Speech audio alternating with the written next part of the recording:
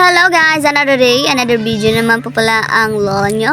So for today's videos nga palang, yan guys, dahil kung nakikita nyo dyan guys ay magbubulad nga lang muna pala ang person. Syempre nagpa-video na nga rin pala ako sa anak ko dahil alam nyo na wala pa tayong nai-upload. Medyo natatamad na nga rin nga pala ang person dahil sa sobrang baba na nga pala ng kanyang dashboard. Kaya wala tayong magagawa, ganyan talaga ang buhay. Meron talagang mga hadlang sa ating buhay. Pero ganyan talaga ang buhay. Lang tayo, laban lang tayo, tiyaga lang tayo sa ating ginagawa. Huwag tayong papa-apekto dahil tulad ko, hindi tayo magtatagal dito sa mundo kung hindi natin kaya, di ba?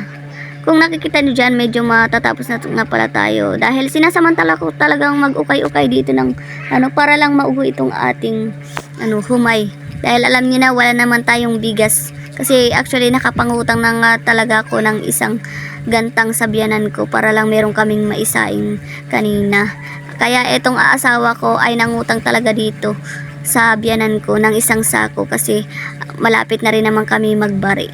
Siyempre, ika nga sabi nila, kung mangungutang ka na lang din, lubos-lubusin muna. Charot, hindi gayon. Kasi lalong-lalo na at magbabari na rin naman kami.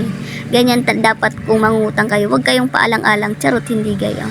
And of course, dahil patapos na tayo guys, ay hanggang dito na lamang po ang ating video. Maraming salamat. Babush!